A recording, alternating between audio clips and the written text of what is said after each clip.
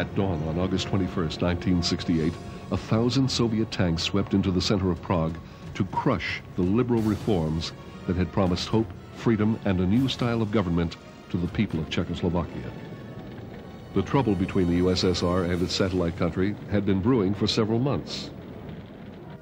Alexander Dubček, the new Czech leader, was attempting to distance his country from the hardline Stalinist policies of the Soviet Union and other Warsaw Pact countries. He began to relax controls on the press and even initiated democratic reforms.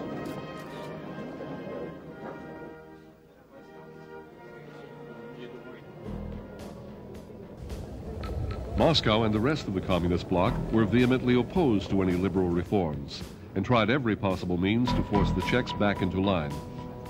After months of political maneuvering and threats, Russian troops began massing on the border. Moscow demanded one last meeting. Would the Russians accept the Czech break from the Kremlin line? They talked and talked.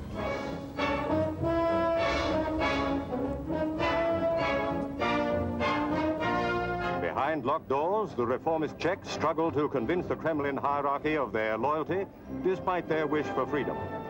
After 4 days, it was over. The Russians emerged, followed by the Czechs. Party chief Alexander Dubček and his colleagues were in good spirits. The nation saw hope in their smiles. But the people's hope for freedom would not be fulfilled.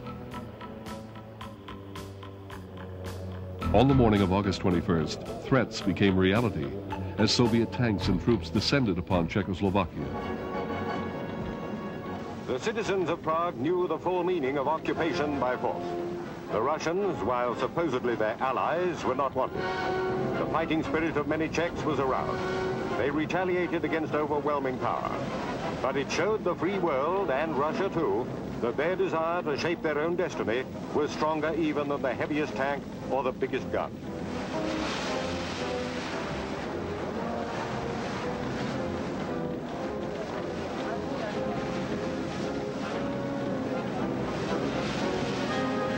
The Czechs didn't take their bondage lightly.